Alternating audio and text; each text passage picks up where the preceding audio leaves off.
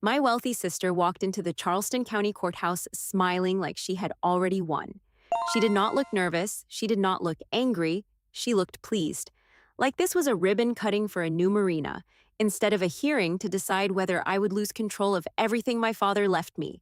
Vanessa wore a tailored cream suit that fit her like it had been stitched on her gold watch, catching the light every time she moved her wrist. Her heels clicked steady across the tile, calm and measured. Her attorney followed half a step behind, carrying a thick leather binder against his chest, the way a man carries something valuable.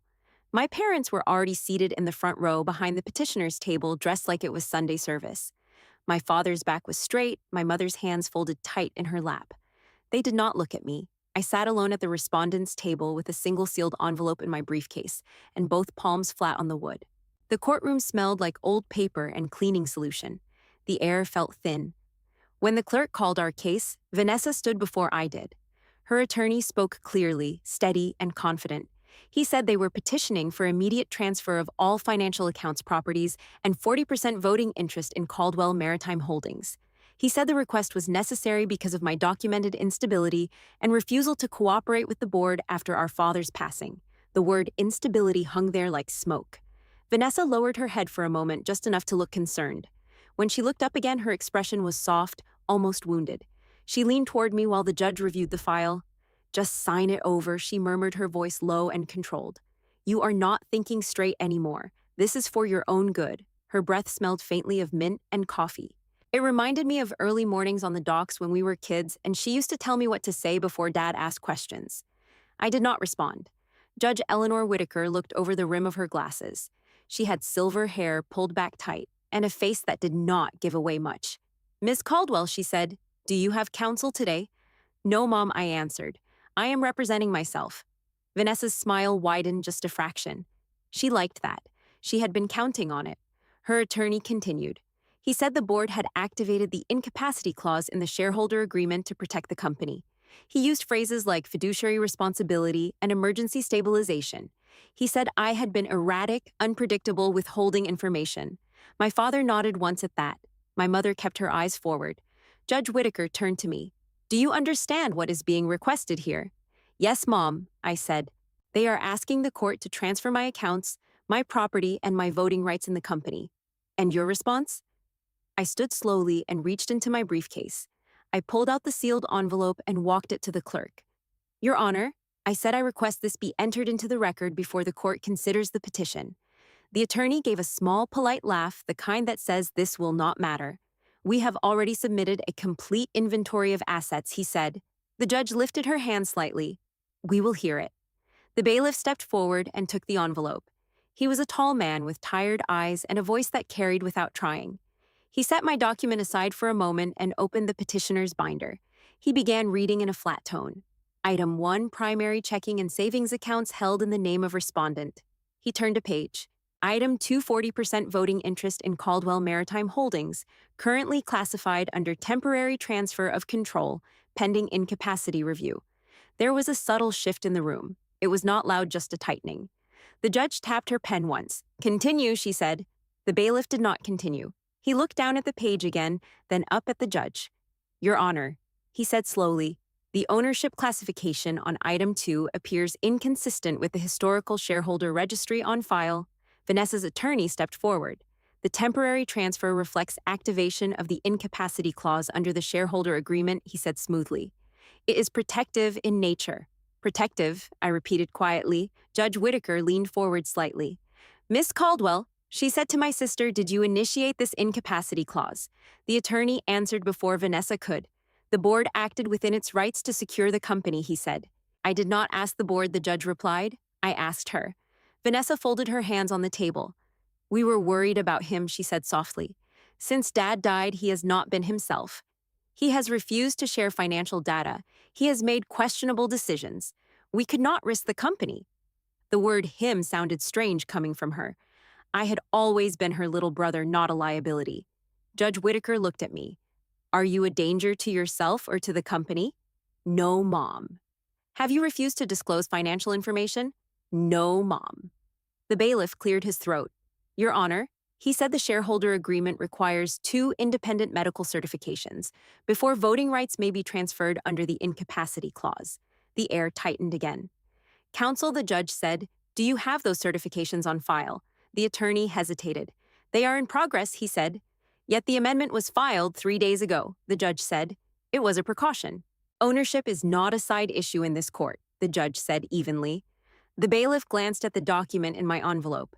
"Your Honor," he said, "the respondent's submission appears to be a certified shareholder registry extract dated yesterday." The judge nodded. "Read the header. Certified shareholder registry amendment," he read. "Filed amendment dated 3 days prior to petition submission." He paused again. "The filing authority signature listed here differs from prior registry signatures on record." Vanessa's jaw tightened just barely. Judge Whitaker looked at her. "Under what authority did you assume control to file this amendment?" Vanessa's attorney stepped in again. "As chief executive officer and acting medical proxy." "Medical proxy," the judge repeated. "Yes, Mom." The bailiff looked back at the page. "Your Honor," he said, "the registry indicates that no medical proxy designation for the respondent is currently on file with the company." The room went quiet in a way that felt heavy. Judge Whitaker's eyes moved back to Vanessa. "Ms. Caldwell," she said, "did you designate yourself as medical proxy for your brother?" Vanessa's composure flickered. "It was small, but I saw it. We believed he was not capable of making rational decisions," she said carefully. "Belief is not designation," the judge said. I felt something settle in my chest, not relief. Clarity. Vanessa turned her head slightly toward me, her voice low. "You forced this," she murmured. I kept my eyes forward. The judge tapped her pen once more. "Counsel," she said, "without medical certifications and without lawful proxy designation, the court requires explanation for the filing of this amendment." The attorney opened his mouth, then closed it. The bailiff looked down again at the inventory. "Your Honor," he said, "the classification of Item 2 under temporary transfer may not be valid under the agreement as written." Vanessa finally stopped smiling. In that moment, I understood what this was really about. She was not trying to take my bank accounts. She was not after my house. She wanted my vote. The judge did not move for several seconds after that realization settled over the room. She looked down at the shareholder agreement, then back at Vanessa, then at the attorney who had been speaking so confidently just minutes earlier. The air felt heavier now, less theatrical and more precise. This was no longer about how I appeared. It was about what was written. Counsel Judge Whitaker said evenly, "I want the incapacity clause read into the record in full." Vanessa's attorney adjusted his glasses and flipped through the binder. His voice had lost a bit of its shine, but he kept it steady as he began reading. The clause stated that voting rights may be temporarily transferred upon certification of incapacity by two independent licensed physicians, and confirmation by majority board vote after documentation is received. It also required written notice to the affected shareholder. The judge lifted her pen. "Do you have those certifications filed with the court?" "They are in process, Your Honor," the attorney replied. "In process is not filed," she said. Vanessa shifted in her chair. My parent sat very still behind her. I could feel my own pulse in my ears, not from fear, but from focus. "The amendment was filed 3 days ago," the judge continued. "Were the medical certifications obtained prior to filing?" The attorney hesitated just long enough for everyone to notice. "The board acted in anticipation of documentation," he said, "given the urgency of the situation." "Urgency," the judge repeated softly. I cleared my throat. "Your Honor, may I address the timeline?" She nodded. "The amendment draft was created before any medical concern was ever raised with me," I said. "Weeks before. I have documentation showing the draft language circulated internally before anyone claimed I was unstable." Vanessa's eyes snapped toward me. "That is not accurate," she said sharply. The judge raised a hand. "You will have your turn." I handed another set of printed emails to the clerk. They were time-stamped and forwarded to me by Thomas Riker 2 days after the petition was filed. I had not wanted to use them unless I had to. Now I did. The clerk passed them to the judge. She scanned the first page, then the second. "Mr. Riker," she said, "please approach." Thomas rose slowly. He looked like a man who had not slept much. He had worked with my father for 27 years. He had been at our house for Christmas dinners and graduation parties. Now he stood under oath. "Were you present when the incapacity clause was first discussed in relation to Mr. Caldwell?" the judge asked. "Yes, Your Honor," he said. "When did that discussion occur?" approximately 3 weeks before the amendment was filed. Vanessa's attorney leaned forward.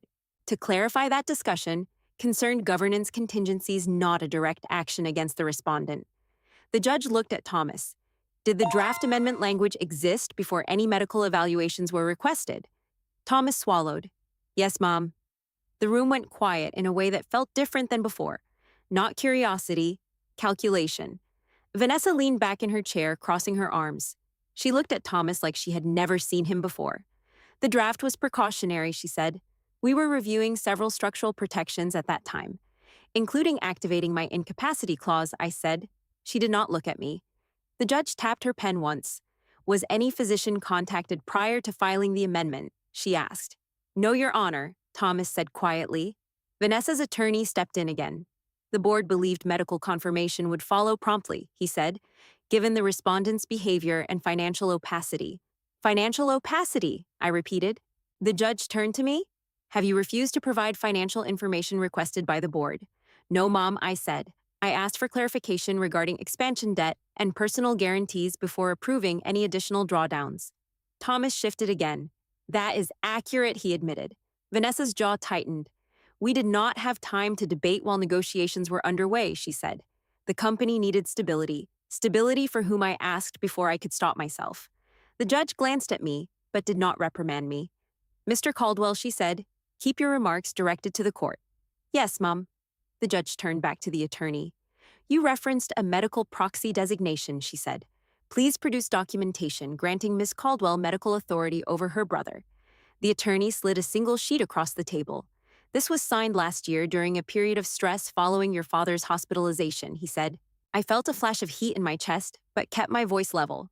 That proxy was temporary and revoked, I said. I filed written revocation 6 months ago.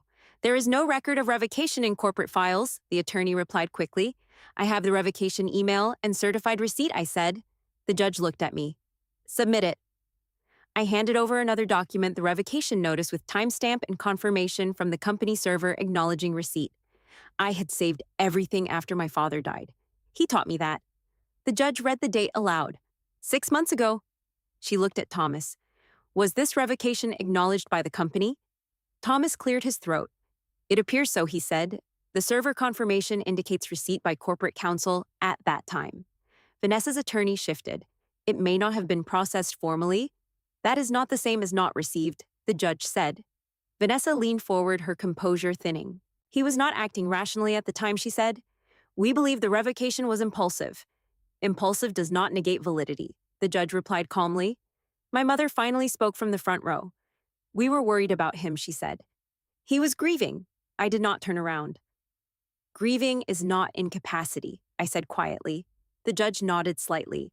Mr. Caldwell, she said, did you undergo any medical evaluation before or after the amendment was filed? No, Mom. Was any requested? No, Mom. Thomas looked down at his hands. The judge placed both palms on the bench. The timeline, as it stands, she said, suggests that the amendment was drafted prior to any formal medical inquiry, that the proxy designation had been revoked months earlier, and that the board voted without medical certifications in hand. Vanessa's attorney opened his mouth. Your Honor, the board acted in good faith. Good faith does not override contractual requirements, the judge said. She looked directly at Vanessa. Ms. Caldwell, under what authority did you reactivate a revoked proxy and file an amendment that alters voting rights without the certifications required by the agreement? Vanessa did not answer immediately. Because he was destabilizing the company, she said finally. He was exploring private equity options behind our backs. I felt every eye in the room shift back to me. Was there a binding agreement with any private equity firm, the judge asked. No, Mom, I said. There was a valuation conversation. No offer, no contract. Thomas nodded. That is correct, he said. It was preliminary. Vanessa's voice sharpened. Preliminary discussions can trigger lender concern, she said. We could not risk fragmentation. The judge leaned back slightly. Then we are not discussing medical incapacity, she said. We are discussing control. Silence followed that sentence. Vanessa's fingers tightened on the table edge. The judge continued. This court will require production of the full board meeting, minutes, the complete email chain regarding the amendment draft, and verification of when medical evaluation was first contemplated. She paused. Until that review is complete, no transfer of voting rights will be recognized by this court. Vanessa's attorney looked unsettled for the first time. Your Honor, he began. We will reconvene tomorrow morning, the judge said. I expect complete documentation. She struck the gavel lightly. Court is in recess. Chairs scraped quietly. My parents stood. Vanessa remained seated for a moment longer. She leaned toward me again, her voice lower, now stripped of its earlier certainty. You are risking everything, she said. I met her eyes. Everything was already at risk, I replied.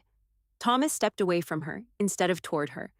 As we walked out of the courtroom, I understood something clearly. The incapacity claim had not been about my well-being. It had been about preventing me from asking questions at the wrong time, and tomorrow the questions would get harder. The next morning, the courtroom felt smaller. Not physically smaller, but tighter, like the walls had moved in overnight. The air carried a different weight. This was no longer about whether I was unstable, it was about whether something had been pushed through before anyone could stop it. Vanessa arrived 10 minutes early. No smile this time. Her suit was darker navy instead of cream. Her attorney spoke to her in low tones, flipping through a thicker stack of documents than the day before. Thomas Riker stood a few feet away from them, not with them. I took my seat at the respondent table and set my folder down carefully. I had slept 4 hours. It was enough. Judge Whitaker entered and the room rose. We are back on the record, she said. Counsel, I have reviewed the submitted materials. Vanessa's attorney nodded. Your Honor, we maintain that the board acted within its discretion under the shareholder agreement to preserve corporate stability. The judge looked at him steadily. We will examine that. She turned to the clerk. Enter the board meeting, minutes into the record. The bailiff handed the minutes to the judge and she flipped through them slowly. The sound of paper turning felt loud in the quiet room. Mr. Riker, she said, please return to the stand. Thomas stepped forward again and took the oath. These minutes indicate that the board voted to authorize activation of the incapacity clause pending documentation, the judge said. Is that accurate? Yes, Mom, Thomas replied. Pending documentation, she repeated. At the time of the vote, had any physician been consulted? No, Mom. Had any medical evaluation been scheduled? No, Mom. Vanessa shifted in her chair. We were moving quickly, she said. We anticipated documentation would follow within days. Anticipation is not compliance, the judge said calmly. She turned a page. These minutes also state that the vote was unanimous. Thomas cleared his throat. It was recorded as unanimous, yes, Mom. Recorded as she said. Was there any objection raised during the meeting? Thomas hesitated. His eyes flicked briefly toward Vanessa. There was discussion, he said. I raised concern about the timing. Concern about what, specifically? Optics, he said quietly, and whether we had sufficient documentation. Vanessa's attorney stepped forward. Your Honor, the CFO did not formally object. The vote carried. The judge did not look at him. Mr. Riker, did you believe medical certifications had already been requested at the time of the vote? I assumed they had been initiated, he said. But they had not, she said. No, Mom. Vanessa leaned forward. Thomas, she said sharply. We discussed this. He did not look at her. We discussed contingency planning, he replied. The judge placed her pen down. Ms. Caldwell, she said to my sister, when was the first physician contacted regarding your brother's alleged incapacity? Vanessa's jaw tightened. After the amendment was filed, she said. How long after? Several days. Several days after you altered voting authority, the judge said. Yes, Mom. I felt something shift inside me. Not anger, confirmation. Your Honor, I said, may I submit the email chain between Ms. Caldwell and the board prior to the meeting? The judge nodded. The emails were entered into the record. She read silently for a moment. This email from you, Ms. Caldwell. She said references activating the clause before the next quarterly review. What review is that? The lender review, Vanessa said. The judge's eyes lifted. Explain. Vanessa exhaled slowly. We were negotiating final terms on the expansion financing. The bank required confidence in governance stability. Confidence meaning consolidated voting control, I said.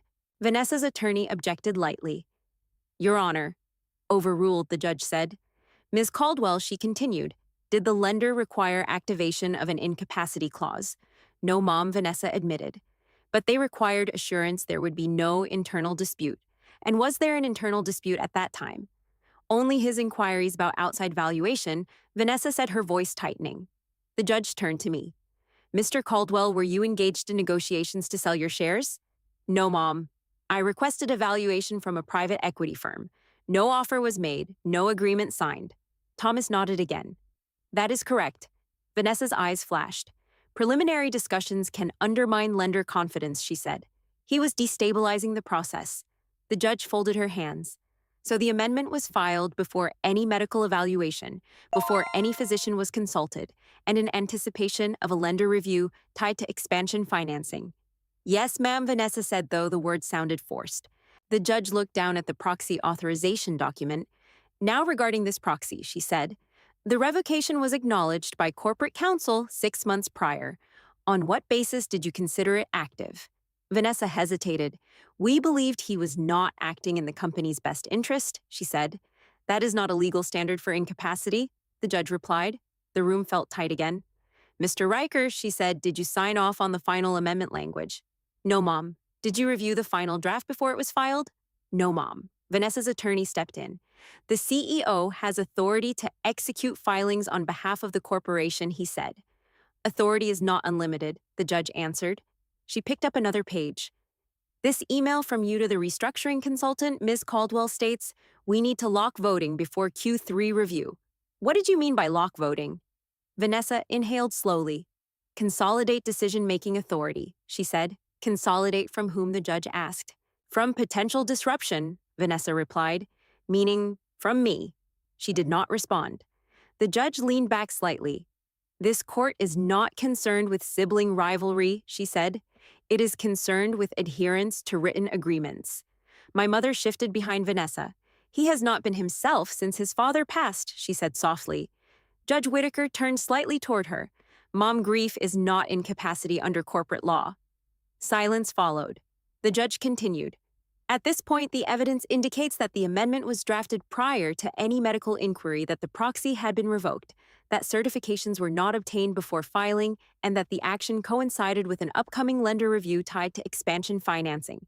Vanessa's attorney opened his mouth, then closed it. The judge tapped her pen once more. I am ordering a forensic review of the amendment's digital metadata, she said.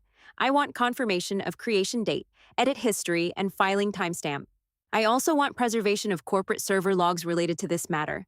Vanessa went very still. Your Honor, her attorney began.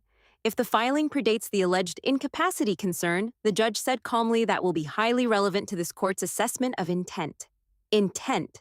The word lingered. Court will reconvene upon receipt of the forensic report, she said. The gavel came down again, softer this time. People began to stand. Thomas stepped back from the stand and did not return to Vanessa's side. My parents whispered to each other. Vanessa turned toward me once more. You are dragging the company into something it does not need, she said under her breath. I looked at her evenly. The company was dragged the moment the amendment was filed, I said. She held my gaze for a long second. Then she looked away first. As I walked out into the hallway, I realized this had moved beyond whether she could take my vote. Now it was about whether the paper trail would tell the same story she had tried to tell out loud. And paper does not change its mind. By the time we came back the next morning, the room felt less like a courtroom and more like a pressure chamber. Vanessa sat straighter than usual, her hands folded too tightly in front of her. Her attorney had a new stack of printed pages clipped neatly labeled in the corner. Thomas kept his distance again, choosing a seat one row back instead of beside her. Judge Whitaker took her place and wasted no time. The forensic review has been delivered, she said. We will proceed. A thin report was passed to the bench. The bailiff received a copy as well. I watched Vanessa's face, not the paper. The paper would not blink. The judge scanned the first few pages silently. For clarity of the record, she said metadata refers to embedded digital information that reflects when a document was created, modified, and by whom. She looked up. This amendment draft was created 22 days before the board meeting in question. The words landed heavier than anything said so far. Vanessa's attorney leaned forward. Your Honor, drafting a document in advance is not improper. The judge nodded slightly. Drafting is not, she said. Filing without required prerequisites may be. She continued reading. The edit history shows multiple revisions prior to the board vote. One version, labeled internal use, only includes language consolidating voting authority immediately upon filing. Vanessa shifted in her seat. Was that language discussed with the full board, the judge asked. Thomas cleared his throat. No, Mom. Was the board aware that the draft existed 3 weeks before any alleged medical concern? No, Mom. Vanessa's attorney rose halfway. This was contingency planning, he said. Any responsible executive prepares for instability. The judge's eyes did not move from the page. Contingency planning is not the same as activation, she said. She flipped to the next section. The filing timestamp reflects submission at 8:14 in the morning on the same day the lender review meeting was scheduled. Vanessa inhaled slowly. That timing is coincidental, her attorney said quickly. Is it? The judge replied. She looked at Thomas. Was there internal discussion about ensuring governance appeared consolidated before the lender meeting? Thomas hesitated, then answered. Yes, Mom. The silence that followed was not dramatic. It was clinical. I could feel my own breathing steadying. Not because I was winning, because the timeline was aligning. Judge Whitaker set the report down. Miss Caldwell, she said to Vanessa, this document was drafted and revised before any medical consultation filed the morning of a lender review and contained language not fully discussed with the board. How do you reconcile that with your claim of reactive concern for your brother's well-being? Vanessa's voice was measured but thinner now. We anticipated potential disruption, she said. The private equity inquiry created uncertainty. The bank required stability. Did the bank request activation of an incapacity clause? The judge asked. No, Mom.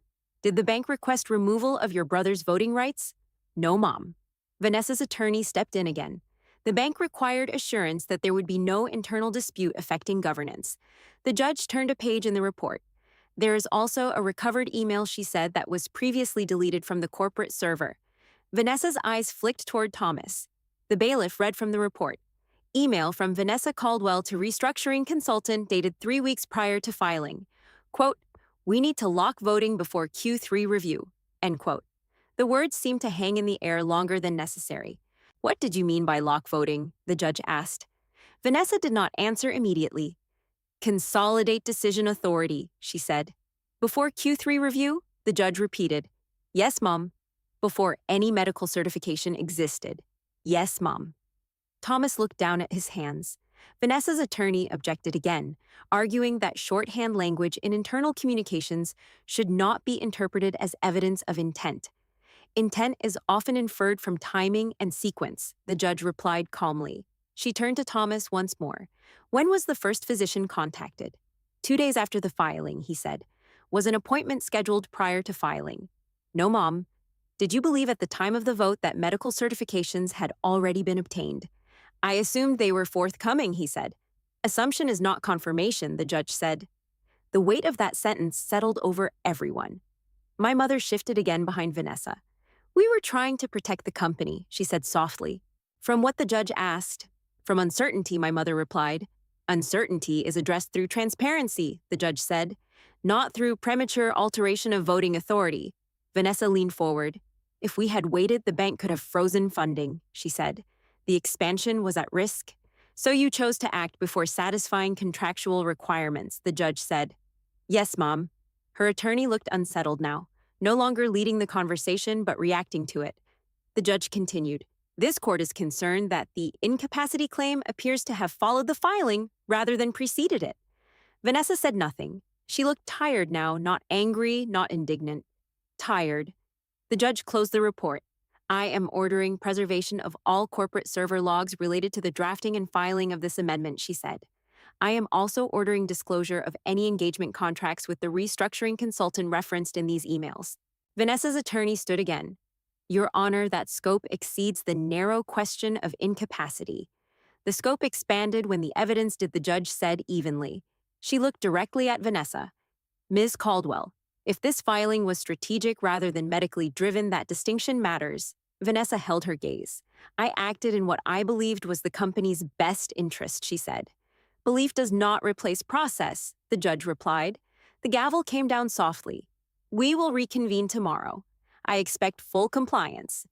People began to rise again. The sound of chairs scraping across the floor seemed sharper than usual. Vanessa remained seated for a moment longer, staring at the table in front of her. Her attorney leaned down and whispered something urgent. Thomas did not approach her. As we moved toward the hallway, she finally looked at me. You think this proves something? She said quietly. It proves the dates, I answered. She shook her head once, almost in disbelief. You have no idea what pressure I was under, she said. I looked at her evenly. Pressure does not rewrite contracts, I said. She turned away first. Walking out into the daylight again, I understood that the argument had shifted. It was no longer about whether I was capable. It was about whether her actions were. And the deeper the review went, the less this looked like protection. Tomorrow, the consultant contract would come into the light. The consultant contract was already waiting on the judge's bench when we walked in. It sat there like something ordinary, just paper and ink, but everyone in the room knew it was more than that. Vanessa looked composed again, but it was a practiced composure like someone holding a cracked plate together with steady hands. Judge Whitaker adjusted her glasses and addressed the room. The engagement agreement between Caldwell Manufacturing and Ridgeway Strategic Advisors has been submitted pursuant to court order, she said. We will review the relevant provisions. Vanessa's attorney stood. Your Honor, the consultant was retained to advise on expansion strategy and lender negotiations. That is standard corporate practice. The judge nodded once. Standard practice is not under review.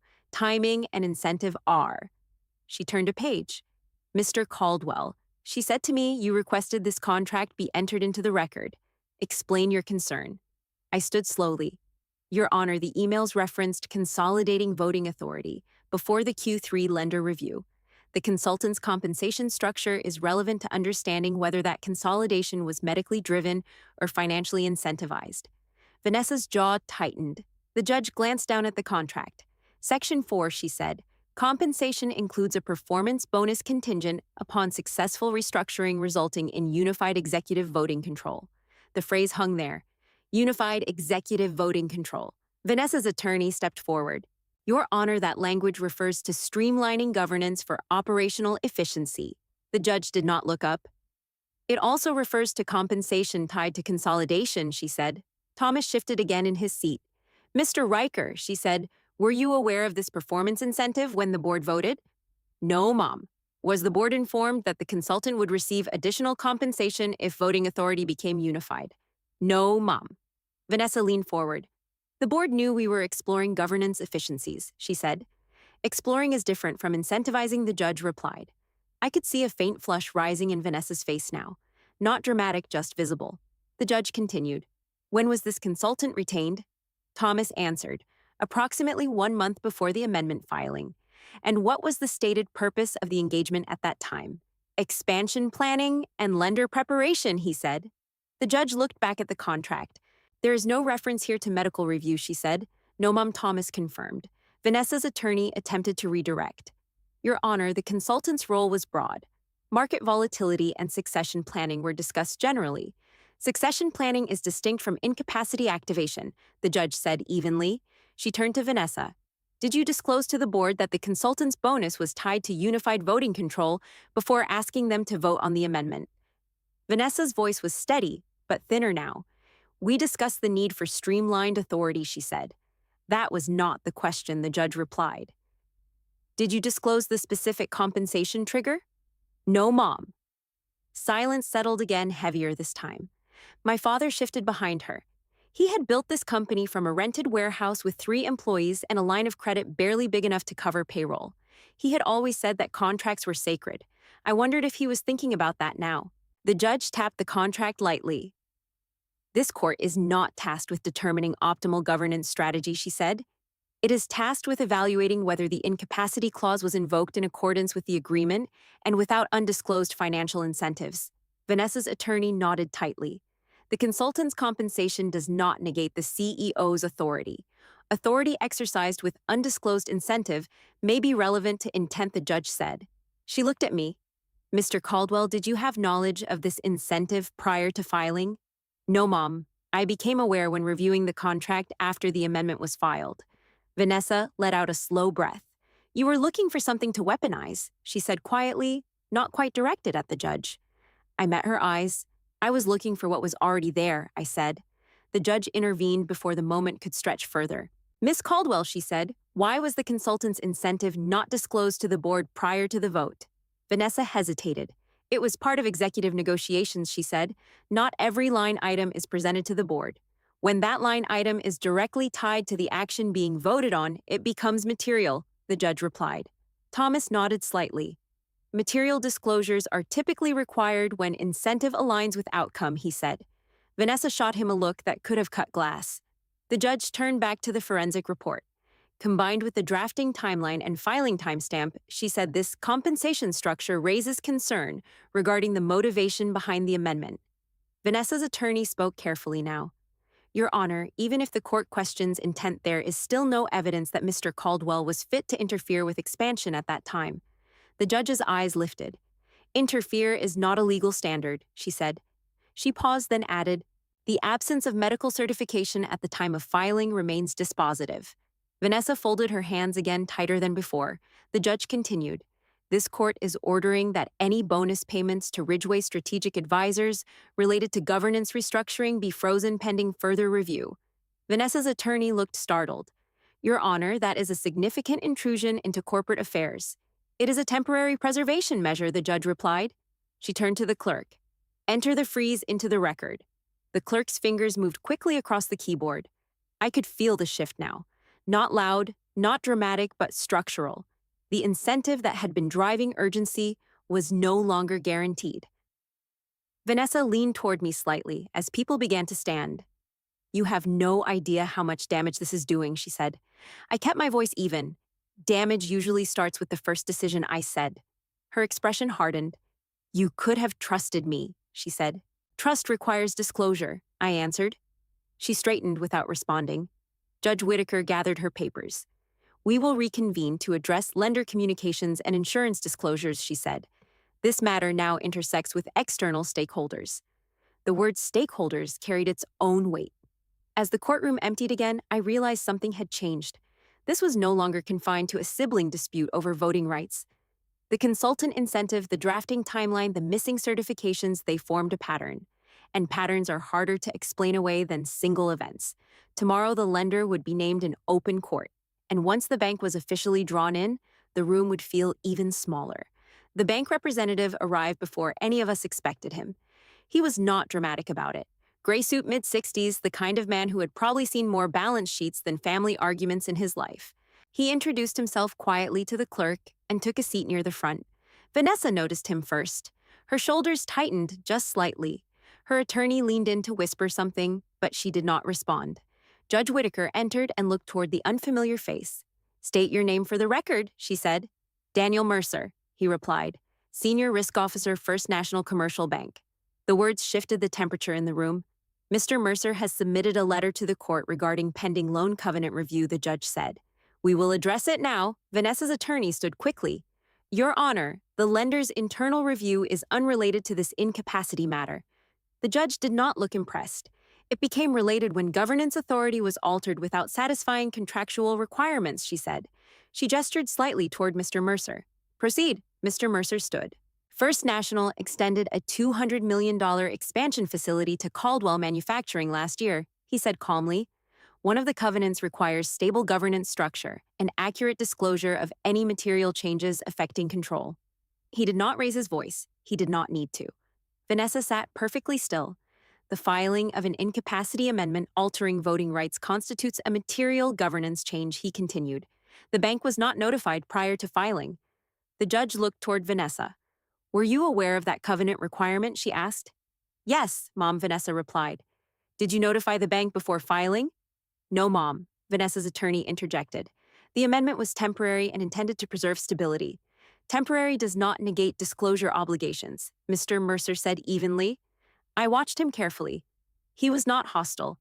He was factual. That was worse. Judge Whitaker folded her hands. Mr. Mercer, what action has the bank taken? We have initiated a covenant compliance review, he said. Until that review concludes, further drawdown under the expansion facility is paused. A faint sound escaped my mother behind Vanessa, not a gasp, more like air leaving a balloon. Vanessa leaned forward. The pause is precautionary, she said. The project timeline can absorb a short delay. Mr. Mercer nodded slightly. That depends on findings. The judge turned to Thomas. Mr. Riker, was the board informed that filing the amendment without lender notice could trigger covenant review? Thomas looked trapped between loyalty and truth. It was not discussed explicitly, he said. Vanessa closed her eyes briefly. The judge looked back to the bank representative.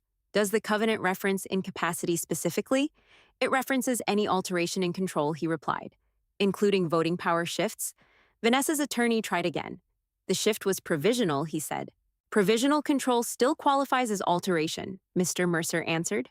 Silence stretched. The judge addressed Vanessa directly. You altered voting authority prior to medical certification, prior to board disclosure of consultant incentive, and prior to lender notification, she said. Do you dispute that sequence? Vanessa's voice was low now. No, Mom. Mr. Mercer cleared his throat gently. There is an additional matter, he said. The room seemed to lean in. The loan agreement also requires representation, that no undisclosed internal dispute materially affecting governance exists at the time of quarterly certification. The judge looked at him. Has that certification been submitted recently? Yes, he said, 1 week prior to the amendment filing. Vanessa's attorney stiffened. That certification reflected the information available at the time. Mr. Mercer held his gaze steady. The email discussing locking voting predates that certification by 3 days, he said. Vanessa's face lost color. The judge's pen stopped moving. Are you stating that the bank received a certification asserting no internal dispute while emails discussing consolidation were circulating internally? She asked. Yes, Mom. Thomas lowered his head. Vanessa's attorney stepped in quickly. Those emails were exploratory and did not reflect a formal dispute. Exploratory planning to consolidate voting authority is relevant to governance stability, Mr. Mercer said calmly. The judge turned to Vanessa again. Were those emails disclosed to the bank before the quarterly certification was submitted? No, Mom. The weight of that answer settled differently than the others. This was no longer just about internal procedure. This was about representations made to an outside institution. My father shifted in his seat. He understood lenders. He had negotiated with them for decades. He knew what misrepresentation could mean. Judge Whitaker spoke carefully now.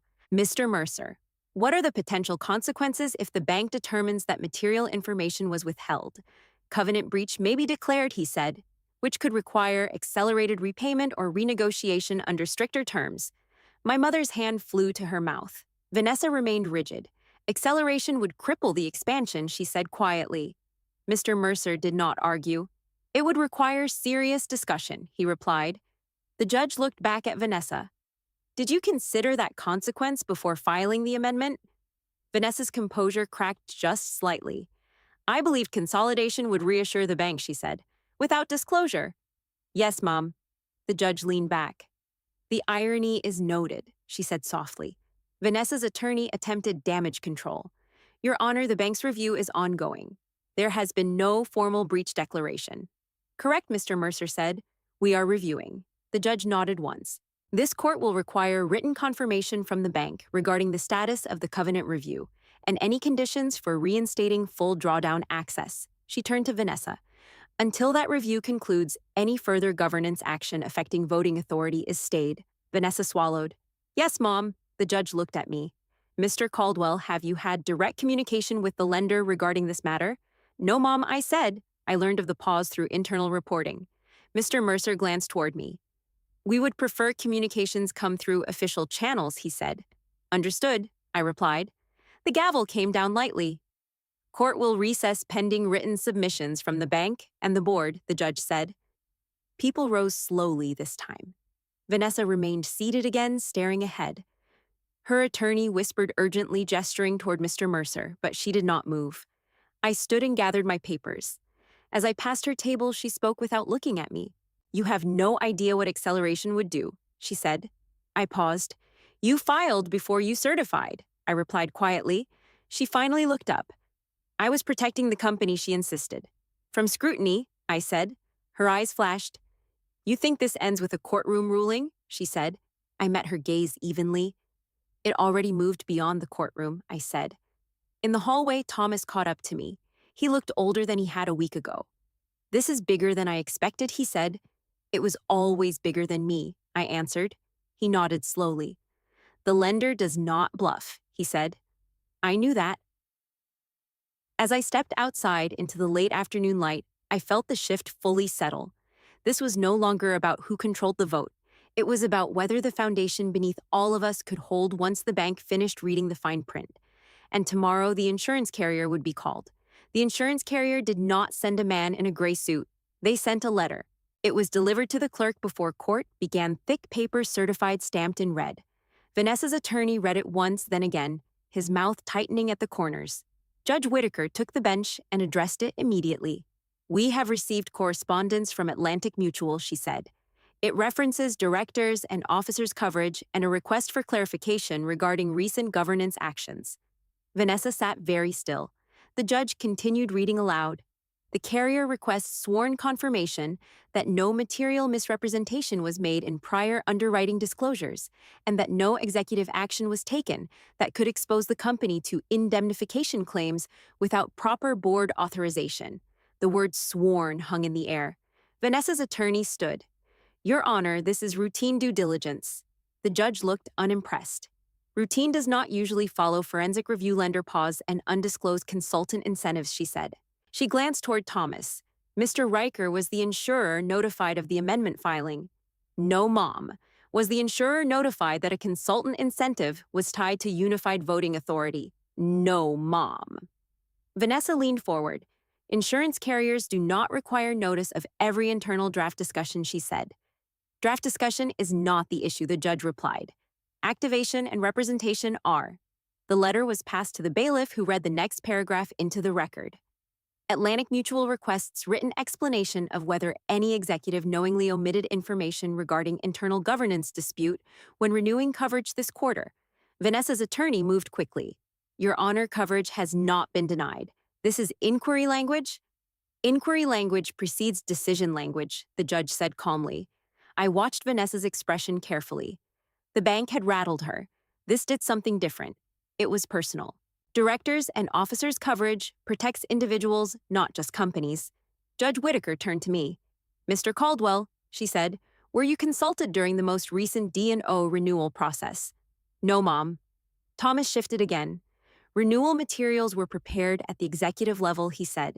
Meaning Vanessa, I thought. The judge leaned back slightly. "If the insurer determines that material governance risk was not disclosed," she said, "coverage for defense costs could be jeopardized." My mother made a faint sound again. Vanessa spoke before her attorney could. I did not misrepresent anything she said. There was no formal dispute at the time of renewal. The judge's eyes narrowed slightly. "You had already engaged a consultant whose bonus was tied to unified voting control," she said. "You had circulated draft language altering voting rights. You had internal emails referencing locking voting before lender review. Those were strategic discussions," Vanessa insisted. "The insurer will decide whether they were material," the judge replied. The room felt colder. Vanessa's attorney adjusted his tie. "Your Honor, even if the insurer questions timing, that does not invalidate the amendment under corporate law." "It may not invalidate it directly," the judge said. "It may expose executives to personal liability if coverage is withdrawn." Vanessa swallowed. Thomas looked down at the table. The judge continued. "Ms. Caldwell, were you aware that the renewal application included a representation that no material governance conflict existed?" "Yes, Mom." "At the time you signed that representation, had you already drafted the amendment?" "Yes, Mom." "Had you already engaged the consultant with a consolidation incentive?" "Yes, Mom." The judge paused. "Did you disclose those facts in the renewal application?" "No, Mom." The silence that followed was different from before. It did not feel like tension. It felt like gravity. Vanessa's attorney stepped in carefully. "Your Honor, those matters were internal strategy and did not rise to the level of material conflict. Materiality is not determined by executive preference," the judge said evenly. She looked toward the clerk. "Enter the insurer's letter into the record." The clerk typed steadily. Vanessa turned slightly toward me. "You are escalating this beyond reason," she said quietly. I kept my voice level. "I did not send the letter," I replied. She looked away. The judge addressed the room again. "Given the intersection of lender covenant review and insurance inquiry, this court is ordering preservation of all renewal application materials, executive certifications, and related correspondence." Vanessa's attorney objected lightly. "Your Honor, this expands the scope significantly." "The scope has already expanded," the judge said. She turned back to Vanessa. "If coverage is suspended, defense costs in any fiduciary action could fall personally on executives," she said. Vanessa's composure faltered for a second. "That will not happen," she said.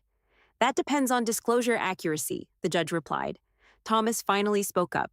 "Your Honor," he said quietly, "I would like to clarify that I was not aware of the consultant incentive language at the time of renewal." The judge nodded. Your clarification is noted. Vanessa shot him a look that carried years of shared history. You were in the meetings, she said. Not those discussions, he replied. The judge intervened again. This court is not adjudicating insurance coverage today, she said. It is evaluating governance conduct. She paused, then added, however, the cascading impact of undisclosed actions is relevant to intent. Vanessa's attorney requested a brief recess. The judge allowed 5 minutes. In the hallway, Vanessa cornered me near the water fountain. You are putting my house at risk, she said, her voice low and tight. If coverage is suspended and they pursue personal indemnification, it will come after assets. You put your house at risk when you signed without disclosure, I said. She stared at me. You could have handled this privately. I shook my head. You filed publicly, I replied. Her hands trembled slightly, though she tried to hide it. Do you think Father would approve of this spectacle, she asked. Father would have read the contract twice, I said. She flinched. The bailiff called us back inside. Judge Whitaker resumed her seat. This matter will proceed to full evidentiary hearing regarding fiduciary compliance, she said. I am denying any motion to transfer voting authority at this time. Vanessa's attorney nodded stiffly. Additionally, she continued, I am directing the board to provide written confirmation of any internal review regarding executive authority. Thomas looked relieved and anxious at the same time. Vanessa did not speak. The gavel fell again. As people began to leave the bank, Representative did not approach Vanessa. Neither did the insurance letter's messenger. Institutional distance can be louder than confrontation. I gathered my papers slowly. Vanessa stood a few feet away, staring at nothing in particular. For the first time, she did not try to whisper another warning. She looked like someone calculating losses. And tomorrow, the governance expert would present findings that could not be undone with a single signature. The governance expert was nothing like I expected. She was not dramatic, not stern, not theatrical. Mid-50s silver hair pulled back neatly. Glasses low on her nose, the kind of presence that comes from years of sitting in rooms where numbers matter more than emotion. Her name was Margaret Ellis, and she had reviewed corporate disputes longer than my sister had been running the company. Judge Whitaker nodded toward her. Ms. Ellis, you have submitted a preliminary governance report to this court, she said. Please summarize your findings. Margaret stood calmly.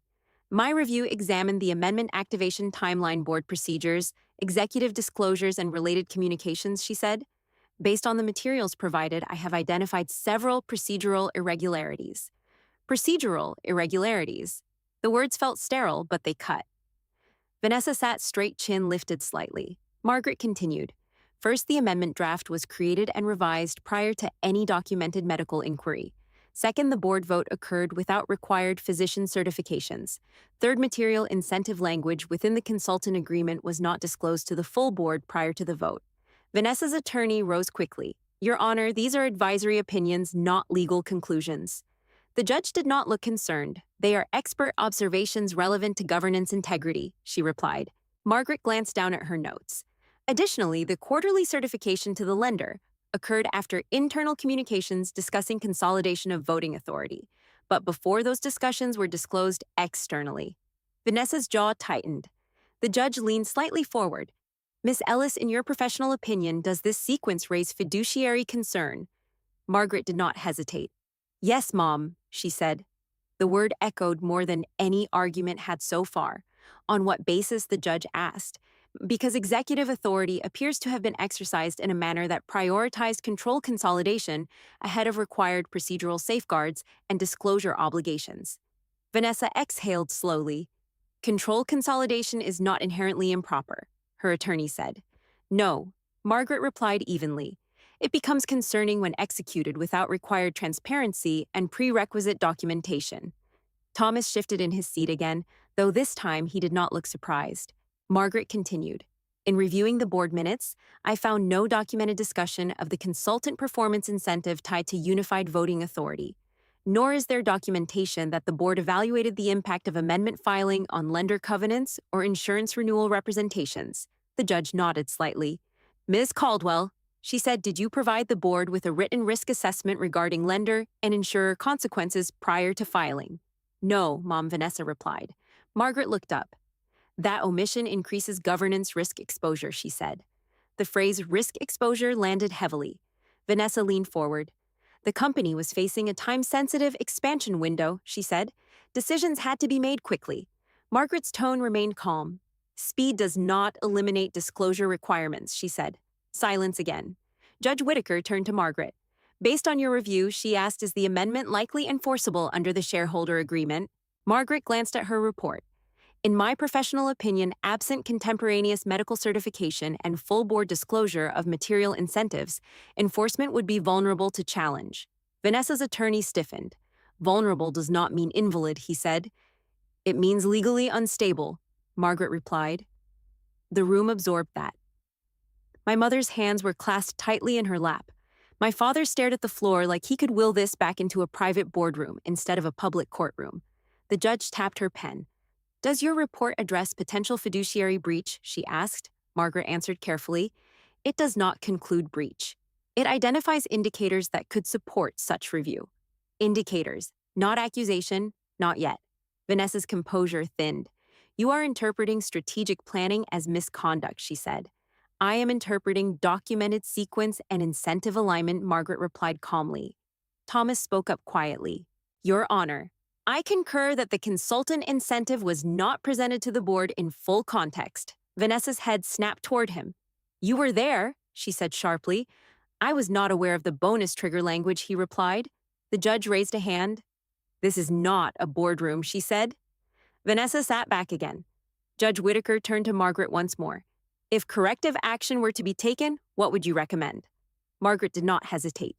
Immediate rescission of the amendment pending proper certification, written disclosure to lender and insurer clarifying timeline and formal board review of executive authority parameters. Vanessa's attorney objected again. Your Honor, rescission is drastic and premature. The judge's gaze remained steady. Drastic measures were initiated without prerequisite compliance, she said. Margaret added one more point. Failure to correct may escalate lender and insurer response, she said. The bank representative sat quietly but attentive. He did not need to speak. Vanessa's breathing had become more visible now. Judge Whittaker addressed her directly. Ms. Caldwell, are you prepared to rescind the amendment pending full compliance review? The question hung between them. Vanessa hesitated. A temporary suspension may be appropriate, she said. Suspension maintains the filing on record, the judge replied. Rescission removes it. Vanessa's attorney leaned in to whisper. She listened, eyes fixed on the bench. I will need board approval, she said finally. The judge nodded once. Then call an emergency session. Silence again. I watched Vanessa's face as the realization settled. Control was no longer in her hands alone. It required others now. The judge concluded. This court will not recognize the amendment as enforceable at this stage. I expect written confirmation regarding rescission within 24 hours. The gavel struck lightly. People rose. Margaret gathered her papers, without expression. The bank representative nodded once and left quietly. Vanessa remained seated a moment longer. When she finally stood, she did not look at me. In the hallway, she spoke softly, not angry, not sharp, just strained. You are forcing instability, she said. No, I replied. The process is correcting it, she shook her head. You think you are protecting something, she said. I met her eyes. I am protecting what was signed, I answered. She turned away without another word. As I stepped outside into the fading afternoon light, I understood that something had shifted permanently. This was no longer about a clause or a vote. It was about whether the structure my father built would survive executive shortcuts. And tomorrow, the board itself would have to decide which version of stability it believed in.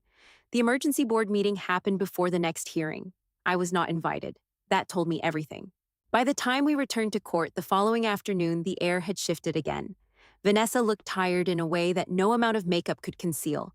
Her attorney carried a single folder instead of a stack. Thomas sat in the second row this time, not beside her.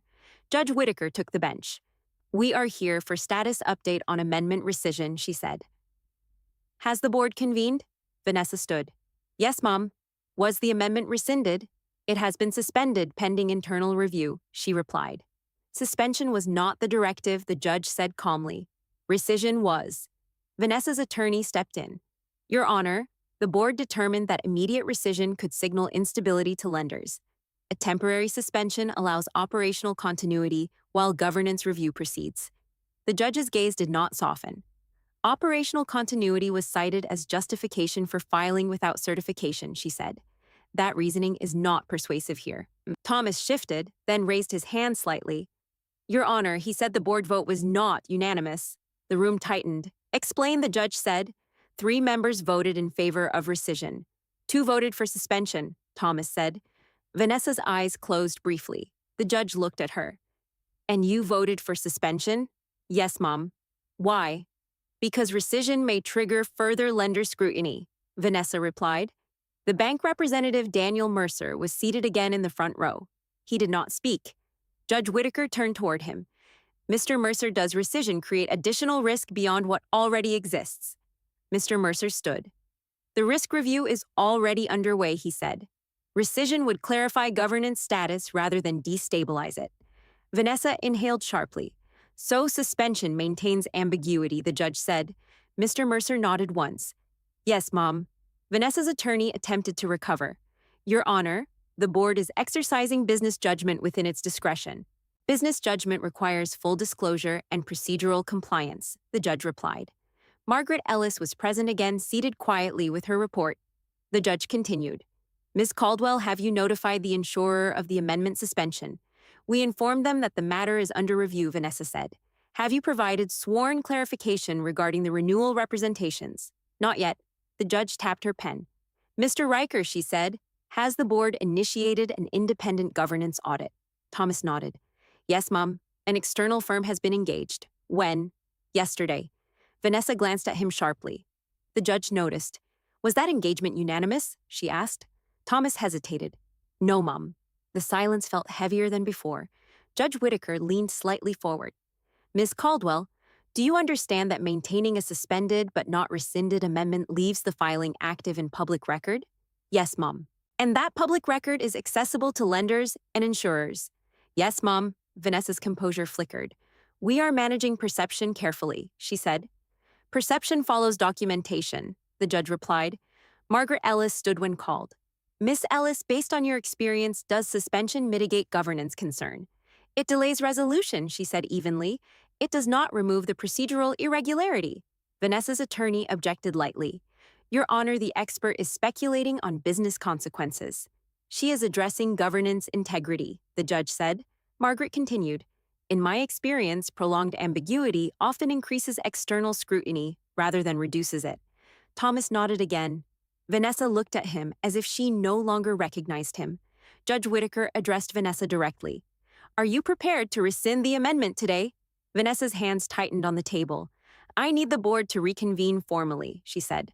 The board has already convened, the judge replied. Vanessa's jaw tightened. The vote did not pass for rescission, she said. The judge looked at Thomas. Did the board have full information regarding lender and insurer response when voting? Thomas hesitated. Not fully, he said. Vanessa's attorney spoke quickly. Your Honor, internal board dynamics are not the court's domain. When board action intersects with contractual compliance and external representations, it becomes relevant, the judge replied. She paused. This court will not compel board vote. However, I will note on the record that suspension without rescission leaves the amendment legally vulnerable and potentially misleading to external stakeholders. The word misleading lingered. Daniel Mercer stood again briefly. For clarity, he said our review treats the amendment as active unless formally rescinded. Vanessa's eyes widened slightly. Even if suspended internally, he added, Thank you, the judge said. Vanessa looked momentarily stunned. The judge continued. Ms. Caldwell maintaining a filing that alters voting authority while arguing it is inactive presents conflicting representations. Vanessa's voice was lower now. I'm trying to protect the company, she said. From exposure created by your own filing, the judge replied calmly. The room fell silent again. Thomas shifted forward. Your Honor, he said quietly, I would like to clarify that the independent audit firm will deliver preliminary findings within 1 week. The judge nodded. That timeline is noted. Vanessa turned slightly toward me as people began to rise. You are dismantling everything Father built, she whispered. I met her eyes. No, I said quietly. I am asking that it be built on what was actually signed. She looked away first. Judge Whitaker struck the gavel lightly. We will reconvene upon receipt of the audit summary and lender update, she said. Until then, the amendment remains unenforceable by this court. Chairs scraped. The bank representative left without speaking to Vanessa. Margaret Ellis gathered her papers calmly. Thomas approached me in the hallway. It is shifting faster than she expected, he said. It already shifted the day it was filed, I replied. He nodded. The board is divided now, he said. I believed him. Inside the building, the structure still stood. Outside, the sky looked perfectly normal. But division inside a boardroom spreads quietly, and once it spreads, it does not retreat on its own. The audit summary arrived sooner than anyone expected. Thomas emailed it to the clerk late the night before the hearing, and by morning, it was already part of the court record. Vanessa walked in looking like she had not slept. Her attorney spoke quietly, measured no longer trying to control the room, only trying to contain it. Judge Whitaker took her seat and addressed the matter directly. The independent governance audit has been submitted, she said. I have reviewed its preliminary findings. She lifted a page. The report concludes that the amendment activation failed to meet procedural safeguards required by the shareholder agreement she read.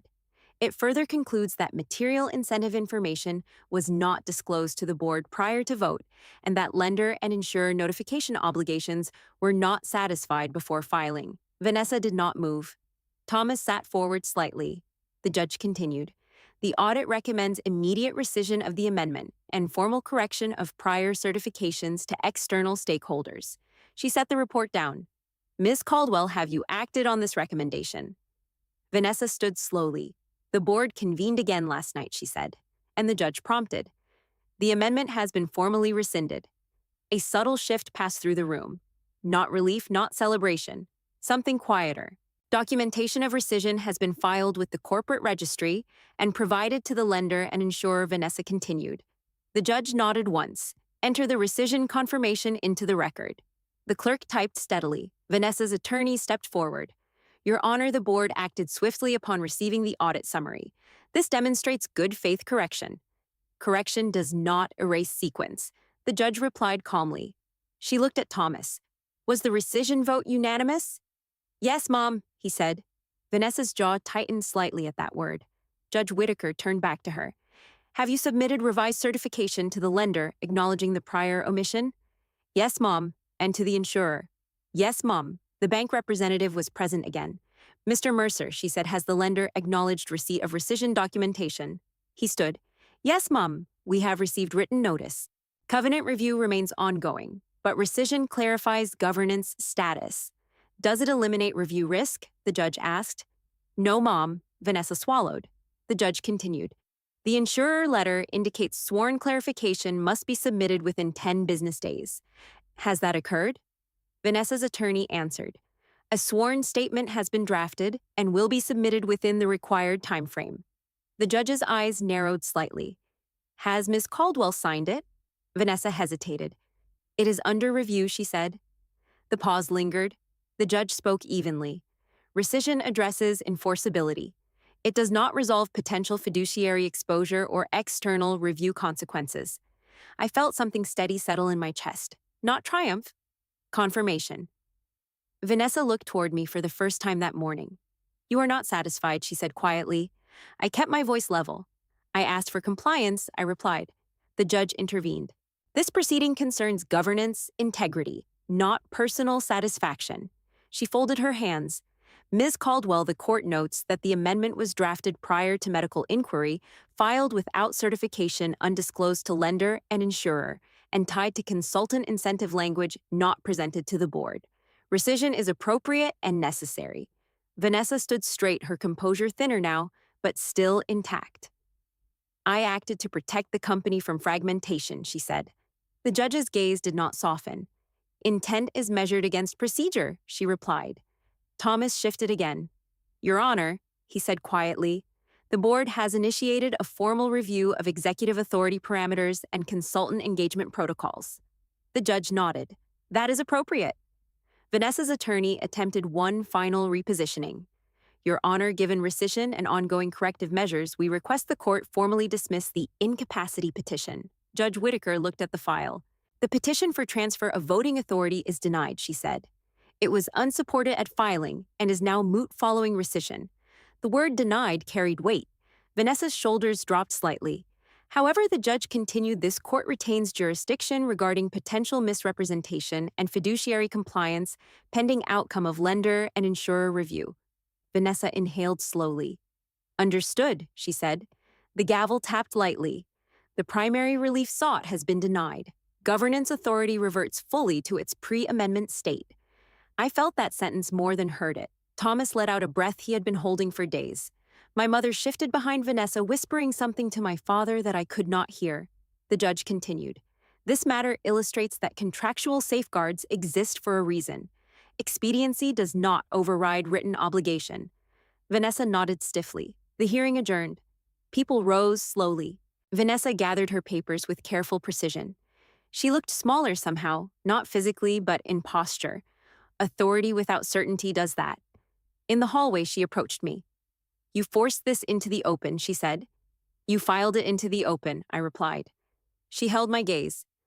Do you intend to pursue further action, she asked. I thought about that for a moment. I intend to protect my rights, I said. She nodded once, tight and controlled. The board will stabilize this, she said. I hope so, I replied. She walked away without another word. Thomas approached again. It could have gone much worse, he said quietly. It still might, I answered. He nodded. The lender and insurer reviews remain active. I knew that. As I stepped outside, I felt the shift clearly. The amendment was gone. But the record remained, and records have long memories. The written confirmation of rescission was stamped and entered before the next hearing began. It was official now. The amendment that had threatened to strip my voting rights existed only as a footnote in the corporate registry marked rescinded with a date and time attached to it. Paper corrected paper. That was how it ended. Judge Whitaker addressed it plainly. The amendment has been formally withdrawn and removed from active registry status, she said. The petition to transfer voting authority remains denied. Vanessa stood when prompted. Yes, Mom. Her voice sounded steady, but there was something thinner underneath it. The judge continued. Rescission resolves the immediate enforceability issue. It does not resolve potential consequences stemming from sequence disclosure and representation. Vanessa's attorney nodded. Understood, Your Honor. Thomas sat upright, hands folded, no longer caught between silence and loyalty. Something in him had settled too. The bank representative was not present this time, but a written update had been submitted. The lender acknowledges rescission and governance clarification, the judge read. Covenant review remains open pending internal documentation verification. Vanessa's jaw tightened at that, and the insurer letter she continued states that coverage remains provisional pending sworn executive clarification. Vanessa glanced briefly at her attorney. Has the sworn statement been submitted? The judge asked. Yes, Mom, Vanessa replied. Did it acknowledge the drafting timeline and consultant incentive omission? There was a pause. It acknowledged incomplete disclosure, Vanessa said carefully. The judge held her gaze. Incomplete disclosure is not a minor phrasing. Vanessa did not respond. Thomas spoke quietly. Your Honor, the board has initiated a formal review of executive authority boundaries and disclosure protocols. An internal governance committee has been formed. The judge nodded once. That is appropriate. Vanessa's attorney shifted. Given rescission and corrective action, we respectfully request closure of this matter. Judge Whitaker did not move immediately. Closure is a function of compliance and consequence, she said. She looked at Vanessa. Miss Caldwell, this court will summarize its findings for the record. The room grew quiet again, but not tense like before. This felt final. The amendment was drafted prior to medical inquiry, she began. It was filed without required certifications. It was not disclosed to the lender before covenant certification. The consultant incentive tied to unified voting authority was not presented to the board prior to vote. Insurance renewal representations did not reflect internal governance discussions. Each sentence landed with calm precision. These actions created governance instability rather than preventing it, she said. Vanessa stood still, absorbing it. The petition for incapacity-based transfer is denied in full. Voting authority remains as originally structured under the shareholder agreement. The words felt heavier than I expected. I had not realized how tightly I had been holding myself until that moment. The judge continued. This court does not find sufficient evidence at this time to declare fiduciary breach. However, the documented sequence may be subject to separate review outside this proceeding. Vanessa's shoulders lowered slightly, relief mixed with caution. Thomas exhaled. My mother shifted behind her and finally spoke. We were trying to protect the company, she said softly. Judge Whitaker turned toward her briefly. Protection requires process, she said. My father cleared his throat for the first time in days. I should have read everything more closely, he said quietly. The room stilled at that admission. Vanessa looked at him, then away. I acted because time was short, she said. Time does not erase obligation, the judge replied evenly. She struck the gavel once. This matter is concluded with the petition denied and amendment rescinded. Further external reviews will proceed independently. It was over. Chairs moved slowly. Vanessa gathered her papers without speaking. Thomas approached her but did not stand beside her. My parents lingered between us like they did not know which direction to face. In the hallway, Vanessa stopped in front of me. You humiliated me, she said. I kept my voice steady. You filed publicly, I said. She shook her head. You could have handled this quietly. Quiet does not change what is written, I replied. Her expression shifted from anger to something closer to recognition. I did what I thought was necessary, she said. Necessary and compliant are not the same, I answered. My father approached slowly. You both carry my name, he said. That name deserves the truth, I replied. He nodded once. Vanessa looked at him, then back at me. What happens now? She asked. Now the board operates under the agreement, as signed, I said. And external reviews continue. She held my gaze. You are not going to try to remove me, she said. Not today, I replied.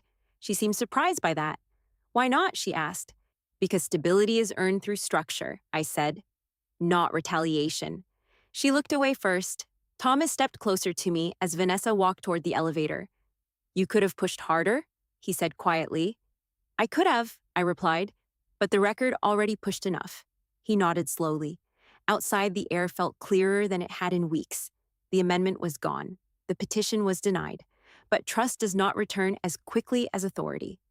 And what remained between us was no longer about control. It was about whether we could operate within the structure without trying to bend it again. Tomorrow, the company would have to function under that reality. The courthouse doors closed behind me without ceremony. There was no crowd waiting, no cameras, no dramatic confrontation on the steps. Just a mild afternoon breeze and the steady hum of traffic moving past like nothing significant had happened inside those walls. That was the strange part. From the outside, nothing looked different. From the inside, everything had shifted. I stood there for a moment longer than I needed to. Not because I was unsure, because I wanted to feel the difference between chaos and clarity. Vanessa exited a few minutes later with her attorney. My parents followed her, not walking beside her, but not walking beside me either. They hovered in that narrow space between loyalty and realization. Vanessa paused a few feet away. I am scheduling a board meeting for Monday, she said, her tone measured now, almost formal. Governance committee recommendations will be implemented. I nodded once. That is appropriate. She held my gaze for a moment, searching for something. Maybe anger, maybe victory. I offered neither. The board has decided to separate executive management authority from amendment filing authority going forward, she said. Dual signatures required. Good, I replied. She exhaled slowly. I will remain CEO, she said. I did not react. That is the board's decision, I answered. Her eyes flickered at that. Not defiance, calculation. I am not your enemy, she said. I looked at her carefully. You were when you filed, I said.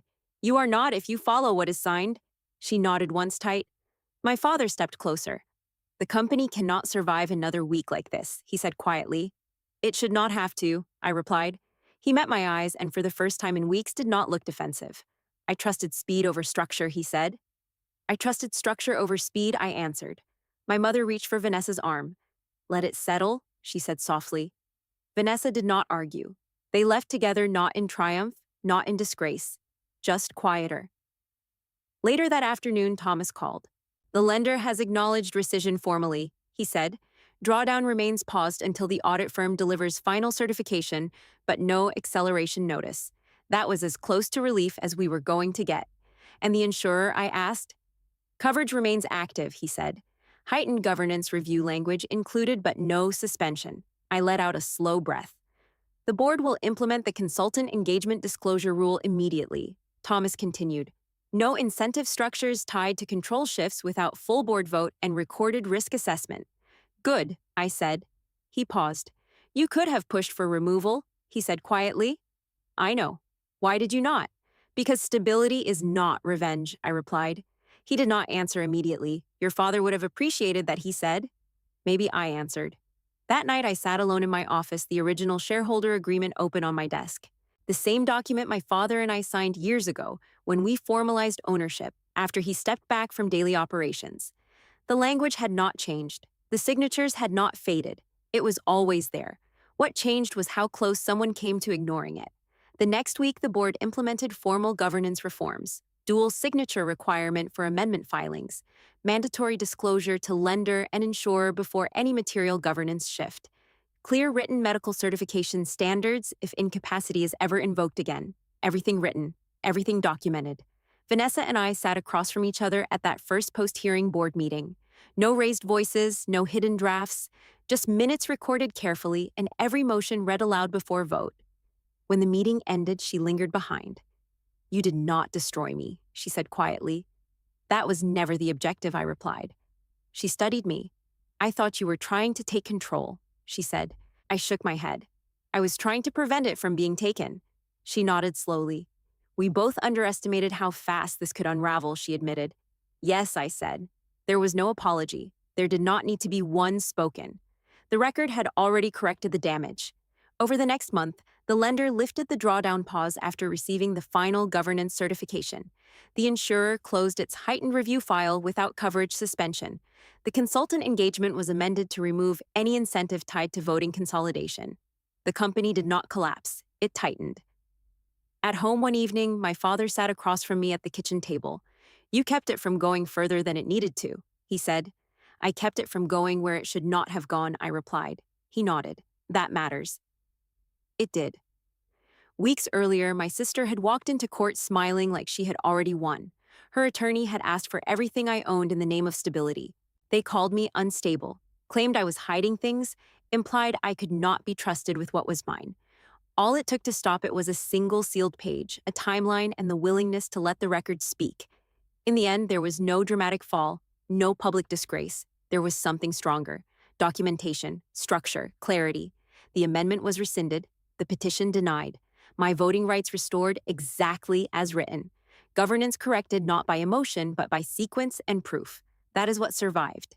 If you were in my position, would you have confronted immediately in private and hoped for cooperation, or waited until every page was ready and let the record decide in one hearing? Let me know what you would have done. And if you want more stories where quiet documentation outlasts loud authority, stay with me.